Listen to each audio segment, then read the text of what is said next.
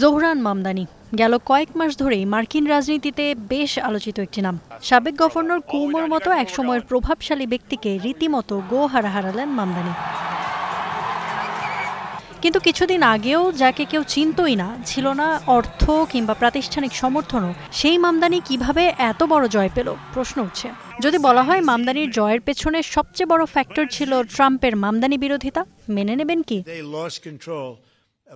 ট্রাম্পের আক্রমণাত্মক আচরণকেই ব্যবহার করেছেন বুদ্ধিমান মামদানি। শুরু থেকেই ট্রাম্পের নীতির বিরোধিতাকে নিজের নির্বাচনী প্রচারের কৌশল হিসেবে ব্যবহার করেছেন। একে তো মুসলিম, তার উপর সরাসরি ট্রাম্পের নীতির বিরোধী।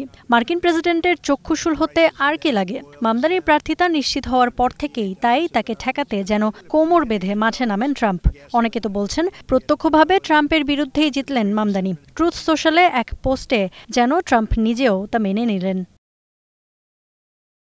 একের পর এক ব্যক্তিগত আক্রমণের পরও যখন এই তরুণের জনপ্রিয়তা তুঙ্গে উঠছিল, তখন তো নিউ ইয়র্কের বাসিন্দাদের রীতিমতো হুমকি ধামকি দিতে শুরু করেন প্রেসিডেন্ট। তবে তহবিল কাটছাটের হুমকির পরও মামদানিকেই ভোট দিয়েছেন নিউ ইয়র্কবাসী। মামদানির বিরুদ্ধে ট্রাম্পের এমন কঠোর অবস্থানই শহরটির বাসিন্দাদের মধ্যে তৈরি করেছে ব্যাপক জনপ্রিয়তা।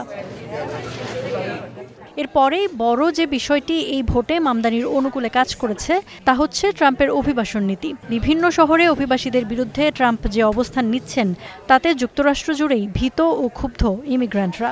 আর নিউ ইয়র্ক তো বরাবরই অভিবাসীদের শহর। শহরটিতে মোট ৩১ লাখ অভিবাসীর বাস, যা শহরটির মোট জনসংখ্যার প্রায় ৩৮%। মামদানি নিজেও একজন অভিবাসী।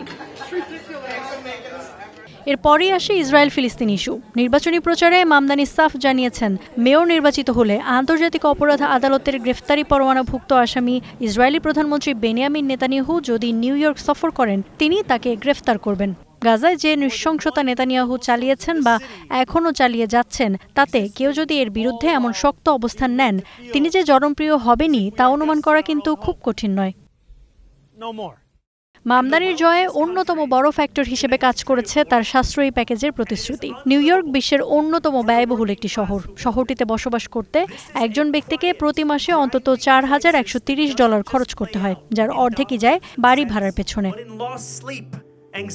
মামদানি প্রতিশ্রুতি দিয়েছেন তিনি শহর জুড়ে বিনামূল্যে বাস পরিষেবা ও বাড়ি ভাড়া স্থির করে দিবেন। কোনো বাড়িওয়ালা ভাড়া বাড়ানোর চেষ্টা করলে তাকে জবাবদিহির আওতায় আনা হবে। এছাড়াও জীবনযাপনের খরচ কমাতে শহরের নিজস্ব মুদি দোকানের চেইন সৃষ্টি করা, ৬ সপ্তাহ থেকে ৫ বছর বয়সী শিশুদের জন্য সারা শহরে বিনামূল্যে চাইল্ড কেয়ার প্রতিষ্ঠা, সাশ্রয়ী বাসস্থানের সংখ্যা ৩ গুণ বাড়ানো সহ বিভিন্ন উদ্যোগ নেবেন বলে কথা দিয়েছেন তিনি।